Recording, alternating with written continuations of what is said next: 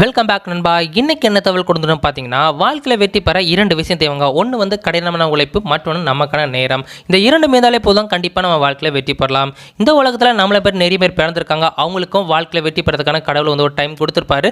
அந்த time use பண்ணாங்க ஒரு சாதாரண மனிதராகவும் அந்த யூஸ் பண்ணாங்க இன்னைக்கு வரைக்கும் வெற்றியாளரோ சாதனையாளரோ இன்னைக்கு வரை இருக்காங்க. அவங்கள பற்றி சில இன்சிடென்ட் அண்ட் ஒரு எடுத்துக்காட்டு வச்சு அந்த வீடியோ டீட்டெயிலாக பார்க்க போகிறோம். வாங்க வீடியோக்குள்ளே போகலாம்.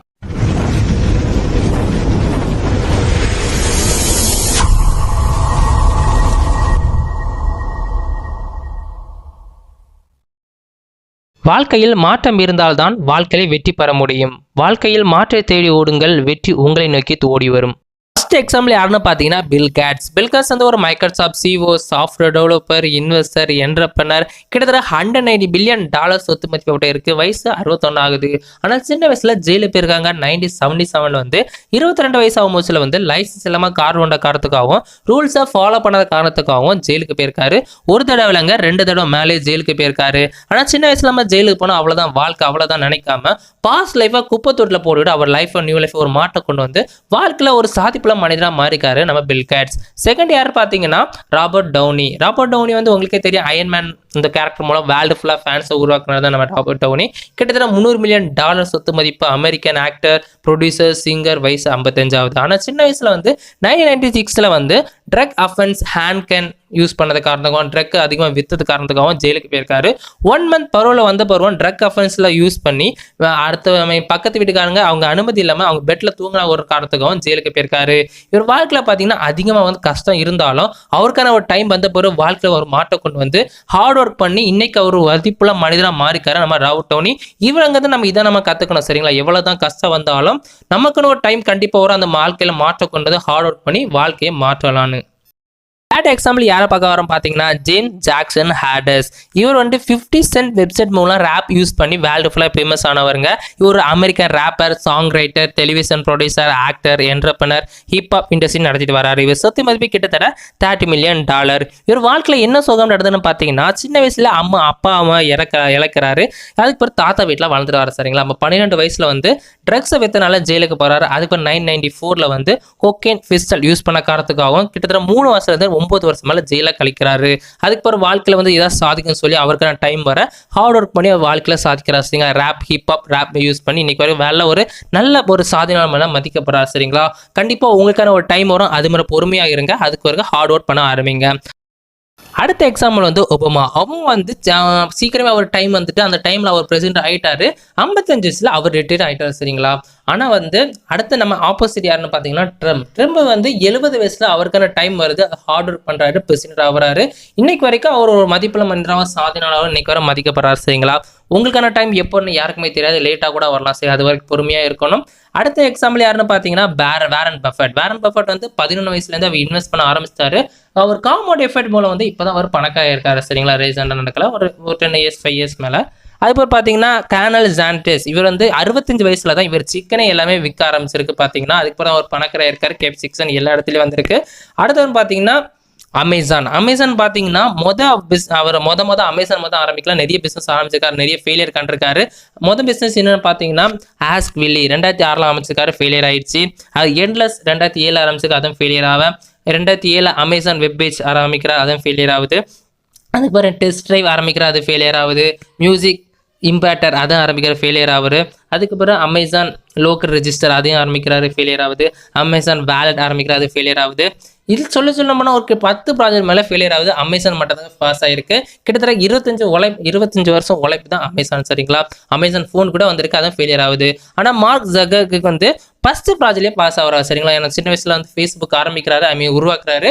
அதில் அவர் ஃபர்ஸ்ட் ப்ராஜெக்ட்லேயே சின்ன வயசுல வந்து கிட்டத்தட்ட 1 பில்லியன் யூசர்ஸ் வர அவர் பெரிய பணக்காரர் ஆகிறார் சரிங்களா. இதே மாதிரி தான் எப்போ யாருக்கு எப்போ டைம் வரும்னு தெரியாது. அந்த டைம் வந்தால் கண்டிப்பாக அவங்க லைஃபே சேஞ்ச் ஆயிரும். அது வரைக்கும் நீங்கள் பொறுமையாக இருக்கணும் சரிங்களா. இன்னைக்கு வரலாம், நாளைக்கு வரலாம், எப்போ வேணா வரலாம் சரிங்களா. எக்ஸாம்பிள் நம்ம அமேசான் எடுத்துக்கலாம். அமேசான் பார்த்தீங்கன்னா இப்போ வந்து இப்படி தான் இருக்கு சரிங்களா. செம்மையாக ஃபில்லிங்கில் இருக்குல்ல. ஆனால் வந்து பாஸ்ட்ல வந்து அமேசான் எப்படி இருக்கு நீங்கள் பார்த்துருக்கீங்களா?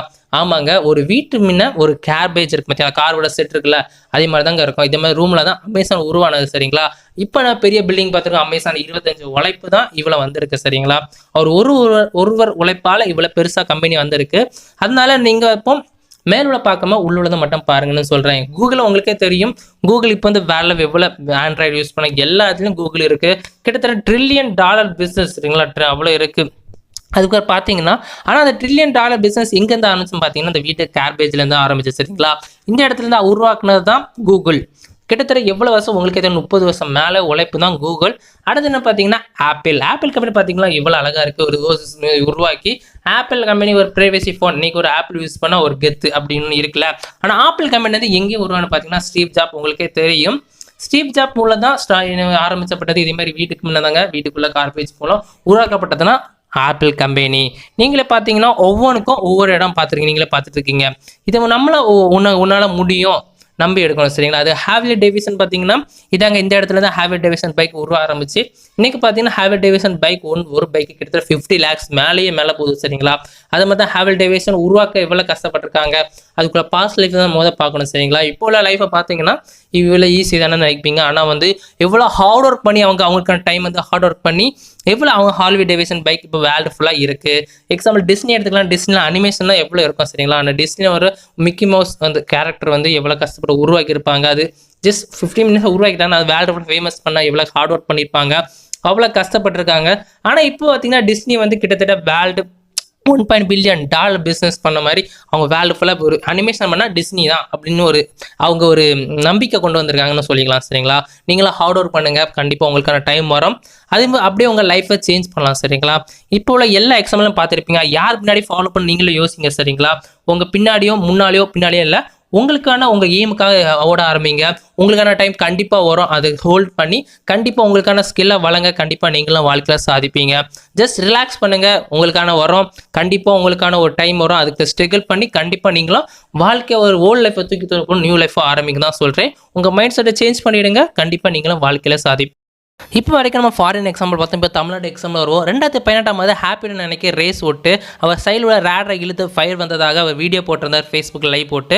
அதை கட்டோன்னா போலீஸோட கோவப்பட்டு அவர் கைது பண்ணி ஜெயிலுக்கு அடித்தாங்க. அவர் வந்து அந்த பாஸ்ட் லைஃப்பை ஒட்டுக்கிட்டு யூடியூப் சேனலில் பல சின்ன வீடியோஸ் போட்டு நிறைய சப்ஸ்கிரைப் பிடிச்சி இன்ஸ்டாகிராமில் கிட்டத்தட்ட 7 லட்சம் ஃபாலோவர்ஸ் கொண்டு வந்து பார்த்தீங்கன்னா இன்றைக்கி ஒரு இன்ஃப்ளூயன்ஸில் இவரும் ஒரு ஆளை இருக்காங்க. அதனால தான் சொல்கிறேன், உங்கள் பாஸ்ட் லைஃப் எப்படியான இருந்தாலும் பரவாயில்ல, உங்கள் நியூ லைஃப்பை நீங்கள் உங்கள் கையில் தான் இருக்குது. அதை நீங்கள் சேஞ்ச் பண்ணிக்கலாம். உங்களுக்கான டைம் கண்டிப்பாக வரும். அது வரைக்கும் ஹார்ட் ஒர்க் பண்ணிட்டே இருங்க. கண்டிப்பாக நீங்கள் வாழ்க்கையில் சாதிப்பெல்லாம் மனிதனாக மாறுவீங்க சரிங்களா. இது ஒரு நல்ல எக்ஸாம்பிள் நம்ம எடுத்துக்கலாம் சரிங்களா. உங்களுக்கான நேரம் வரும், அதுவரை காத்திருங்கள், பொறுமையாக இருங்கள். அதுக்கு முன்னே ஹார்ட் ஒர்க் பண்ணிட்டே இருங்க. மறக்காம டு கிரியேட் யுவர் யூடியூப் சேனலுக்கு சப்போர்ட் பண்ணுங்க. ஃப்ரெண்ட் ஃபேமிலி எல்லாருக்கும் ஷேர் பண்ணுங்க. அவங்களும் இதே மாதிரி நியூ இன்ஃபர்மேஷன் தெரிஞ்சுக்கட்டும். கடைசி வீடியோ பார்த்துக்கு ரொம்ப தேங்க்ஸ் ஃபார் வாட்சிங். தேங்க்ஸ் நண்பா.